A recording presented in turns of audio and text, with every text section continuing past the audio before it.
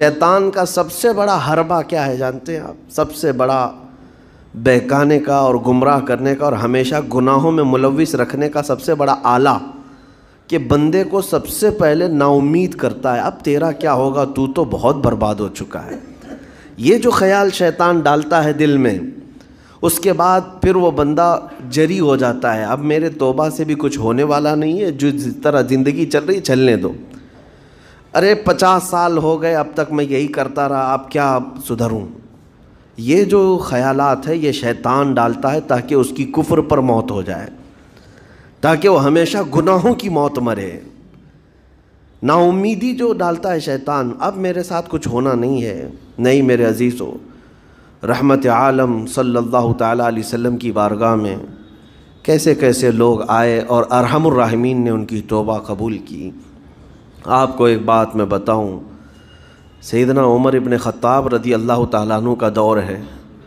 مثنوی شریف میں مولانا روم فرماتے ہیں، جنت البقیع آپ نے سنا ہوگا، قبرستان مدینے کا، مدینے کے قبرستان میں رات کے وقت ایک بوڑھا آدمی 80 سال کا جو بانسری بجاتا تھا اور اسی سے پیسہ کماتا تھا، اس کی بانسری میں بڑی اچھی لے تھی، بڑی سر اچھی تھی، لوگ سنتے تھے اور پیسے دیتے تھے، لیکن بڑھاپے میں جب سانس پھولنے لگ جاتی ہے، ہانپنے لگ جاتا ہے، سانس نہیں ٹھہرتی، تو بانسری کیسے بجتی؟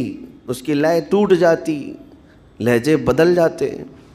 بوڑھا آدمی، اب اس کی بانسری سننے کو کوئی آتا نہیں تھا اور پیسے ملتے نہیں تھے، تھک ہار کر کے وہ آیا، رات کا وقت تھا، جنت البقیع قبرستان میں، 80 سال کی عمر کا ہو گیا ہے، اس نے بانسری توڑ دی، کہا زندگی بھر جس چیز سے میں کماتا تھا اب میری سانسوں نے جواب دے دیا، جسم پھولنے لگا ہے، سانس زیادہ آنے لگ گئی ہے، اب میرا کھانا پینا کیسا چلے گا؟ خیر ارحم الراحمین ہوں تو تیرا ہی بندہ، میرے اہل و عیال نہیں، میرے رشتہ دار نہیں، مجھے اگر تو بھوکا مارنا ہے تو اسی قبرستان میں مار دے، یا اگر میری زندگی باقی ہے تو میرے رزق کا انتظام کر دے۔ وہ رو رہا تھا 80 سال کی عمر میں۔ جب بندہ لاچار و مجبور ہوتا ہے تو پروردگار کو ہی یاد کرتا ہے۔ جانتے ہیں عمر ابن خطاب رضی اللہ تعالیٰ عنہ امیر المومنین مسجد نبوی میں تھے اور ان کی آنکھ لگی تھی، خواب میں رسول پاک صلی اللہ تعالیٰ علیہ وسلم تشریف لائے، کہا عمر اللہ کا حکم ہے جنت البقیع میں جاؤ، ایک بھوکا آدمی کھڑا ہے، اپنے گھر سے کھانا لے جاؤ اور اس کی ضرورت کا انتظام کرو۔ نیند کھلی تو آپ نے دیکھا اللہ کے حبیب صلی اللہ علیہ وسلم کی طرف سے حکم آیا اور رب ذوالجلال کا حکم ہے، گھر سے عمدہ کھانا لیا، توشادان لے کر کے، کچھ مال و متاع بھی لے کر قبرستان میں گئے، ڈھونڈا کون ہے یہاں پر، تو دیکھا کہ ایک ہانپتا کانپتا ہوا 80 سال کا بوڑھا روتا ہوا نظر آیا۔ امیر المومنین اپنے ہاتھ میں توشادان لے کر اس کے قریب گئے، کہا تو بھوکا ہے؟ کہا ہاں بھوکا ہوں، بیٹھ چل میں تجھے کھلاتا ہوں۔ دسترخوان بچھا کر اسے اپنے ہاتھوں سے کھلایا اور اسے اپنی ضرورت کے مطابق جو ضروریات تھیں اس کی ضرورت کے مطابق وہ ساری چیزیں دی۔ وہ بوڑھا پوچھتا ہے آپ کون ہیں؟ حضرت عمر فاروق نے کہا میں عمر ابن خطاب ہوں۔ وہ ڈر گیا، حضرت عمر سے کون نہیں ڈرتا تھا کہ کہیں یہ کھلا پلا کر کے مجھے کوڑے نہ ماریں کہ زندگی بھر بانسری بجانے والا آج پکڑا گیا ہے، ہاں آج مجھے یہ سزا نہ دے دے۔ وہ کانپنے لگا، کہا کہ آپ یہاں کیسے؟ حضرت امیر المومنین کہتے ہیں میں خود نہیں آیا، مجھے اللہ کے رسول نے بھیجا، اور رب تبارک و تعالیٰ کا حکم آیا تھا کہ تو بھوکا ہے اور تو نے رزق مانگا ہے اور مجھے تیرے رزق دے کر کے بھیجا گیا ہے۔ وہ چیخ مار کر کے گر پڑا زمین پر اور رونے لگا، اپنے ہاتھ پھیلا کر کہا سچ فرمایا مولا تو ارحم الراحمین ہے، 80 سال تجھ سے دور بھاگتا رہا، ایک بار کیا تجھے میں نے پکارا، تو نے وقت کے امیر المومنین کو کھانا دے کر بھیج دیا۔ اللہ رب العزت کی بارگاہ میں نا امیدی اور مایوسی جو شیطان لاتا ہے، اس سے بندے بھٹک جاتے ہیں، بہک جاتے ہیں، انہیں توبہ کی توفیق بھی نہیں ملتی۔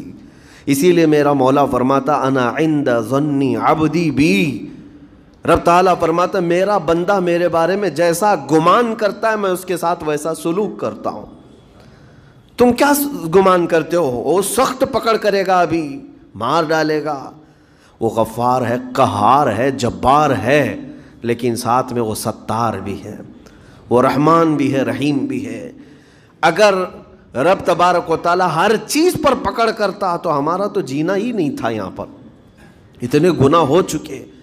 اور وہ رب تعالیٰ فرماتا وسعت رحمتی کل شیء، میری رحمت نے ہر چیز کو گھیر رکھا ہے. اللہ رب العزت بندوں کو معاف کرنے کا اظہار زیادہ فرماتا ہے.